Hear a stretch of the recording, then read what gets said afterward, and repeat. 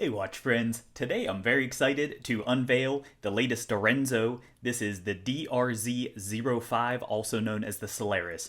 Do note this one is a prototype. This actually you might have recently seen featured on the Random Rob channel. This watch was coming in from him, so it wasn't shipped from Direnzo, so keep that in mind as we cut into the box. Today we are cutting this open with a Three Rivers manufacturing, and this is the Atom. And you might have noticed we've got a little bit of orange and black action going on there in honor of Halloween, close to the time that this one's being recorded here. I like to go theme specific with those. They'd have nice, easy scale change capability there. It's always fun. All right, let's get this set aside so I don't end up lopping a finger off while we're going here. All right, initially very well packaged. Thank you, Rob. Appreciate that. All right, setting that aside. Okay, inside, we've got some paperwork here. And this just has some information about the watch. I will have a full review coming up for that one, so I'm not going to get too deeply into that. And just like with the prior, Sergio, the owner of Direnzo, includes these postcards with it. And I mean, check that out. That's really slick. And then, as you can see, this one's coming from Rob here. Rob, you probably could have hung on to that one, but appreciate you passing it along. All right, and then looking at the box here, we've got nice texture. This is very similar. You might have previously seen the DRZ04, the Mondial. I actually purchased a pair of those myself, the white as well as the gray version. Absolutely love that watch. And Sergio, I will say, is one of my favorite watch designers out there, especially in the micro brand arena. But very nice packaging material, very premium feel. While it is just a cardboard, this texture is nice for it, and it feels good. I do like that. Okay, sliding that open. Inside, we've got this roll, and this again is very similar. If you've seen the Mondial, this is going to be like a coarse canvas kind of material here. I really like this a lot as far as the texture. I think it's a nice change of pace from most of them are offering either leather or pleather, which of the two I of course would prefer the pleather over real leather. But that being said, I really like the feel of this canvas for it, and you can see inside, you've got the nice badging there. Let's go ahead and check out the slots as we build up the anticipation here. Okay, so you do have a genuine leather strap here, and you can see with that. And then this gives you a little preview as well. You might be able to make out that says 20 there, because this will have 20 millimeter lugs, so it is nice strap change friendliness. And do note this does have quick release spring bars on that. Let's go ahead and slide out and get a set of eyes on this. Oh, here we go. Very nice. So if you did see Rob's review, you probably already knew this was going to be the black version. This is available in three primary different colors. There's going to be the black that we're looking at today. There is I believe it's called Cardinal Red, which is kind of a blood red coloration, which throws back to the DRZ03. I believe that was called the Blood Moon. It's similar to that. And then there's also a blue color, which possibly is my favorite. It's really tough to say, and I'll have to see after I spend some time with this. And then there was a limited meteorite version. That one unfortunately sold out immediately. This actually is live on the Direnzo site right now. So you can pre-order these today.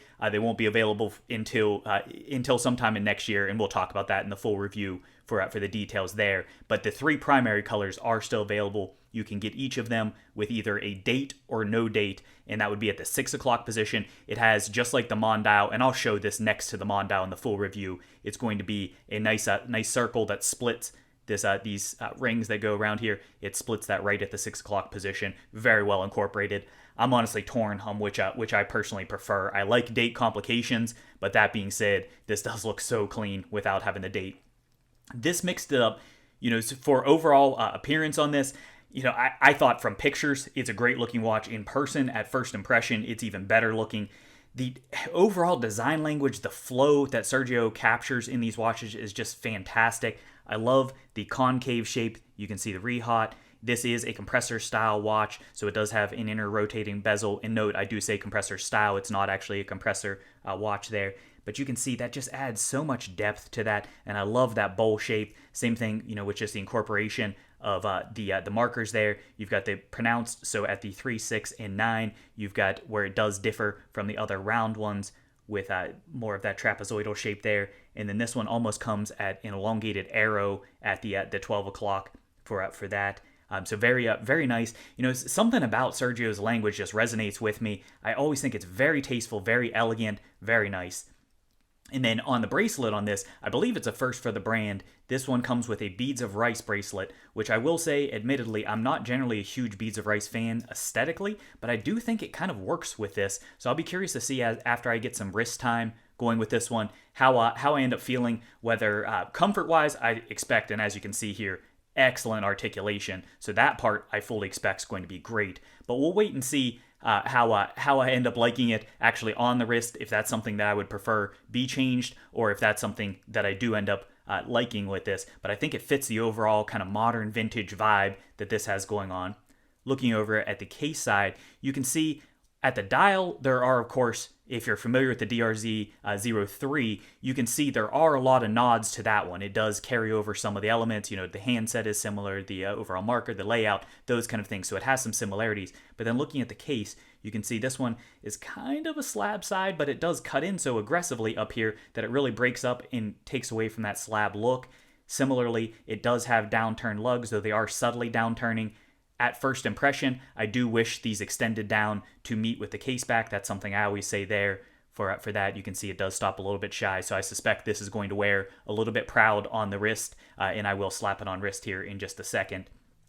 And then looking over at the clasp, unlike the Mondial, this one does have a more traditional clasp, so you can see this has, looks like 2, 4, 6, 7 micro adjust holes on that one. 2, 4, actually 6 micro adjust. Sorry, it's hard to count on camera. And then this does just have a fold over double pusher there for that. So nice adjustability there. And this, of course, is signed for that. So it does deviate from the Mondial, which had butterfly, which I would expect for this being more of a dive style. Okay, so, you know, at first impression, it's not too bad. Look, there it is at the sideways angle, and I'll, of course, get better footage on wrist and outdoor footage and everything for this in the full review. But I've got to say, the lug-to-lug is very nice. This one, case-wise, is coming in at, they state, 39 millimeters for it. It's supposed to come in around 12 and a half, I believe, Rob. I measured this one a little higher. I'm going to get it on calipers as well. The lug-to-lug, I think, is like 47 millimeters for this, and as you can see, with being a Beads of Rice, it does have a female style end link for that as far as the incorporation. So just draping across the wrist, I'll get this sized up, get better footage for that. But I mean, it is exceedingly comfortable right off the bat. So I'm really, really looking forward to getting this one actually on wrist in earnest and spending some time getting to know it. But the dial appearance is clean. You can see that black.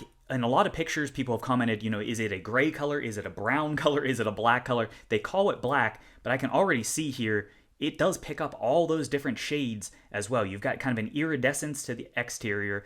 In the interior, it does have, you know, a very matte there, which I think helps to add more of the pop. Then you've got that re-hot effect. You've got that pronounced and bright white hardware, which that is BGW9 loom, I believe, applied all the way around there. It's a really nice touch. And then these chamfer cuts, very aggressive, very signature look for this one, or very distinctive look, I should say, for this one. And then that does have polished accents there. You've got brushing along the sides. There's a look at the crowns. And this, with having the dual crowns, you've got signed at the 4 o'clock position. And then at the 2 o'clock position, you've got just a red dot there to distinguish for the compass bezel. Or I'm sorry, for the rotating inner bezel. Recently did the Feynman Ford, which had compass bezel. Okay, so you can see, of course, this does have bidirectional, as you'd expect there. Push that in, screw down, and then that's locked into place. Really nice, interesting touch here.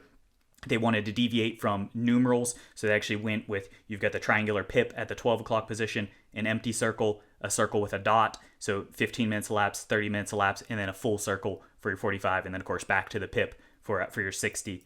So a lot to look at here, and then on the back, you do have, this is, I've seen described as either an astronaut fighting a space alien, or a vintage submariner, or a vintage scuba diver, rather, fighting a squid or octopus there. But it is a very interesting case back on this one. And we'll look at this all in more detail.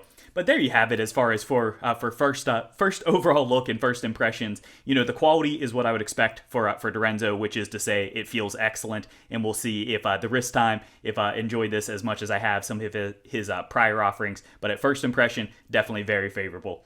So I hope this video has been kind of fun for you for a first look. If you did enjoy this, and you could please hit that like button, greatly appreciate it. Let me know what you think down in the comment section. And if you haven't already, please do smash that subscribe button. Helps me tremendously. Finally, if you're looking for another medium, you can find me on Instagram, link in the description, as well as Amazon affiliate links if you want to make any purchases there. Thanks for watching.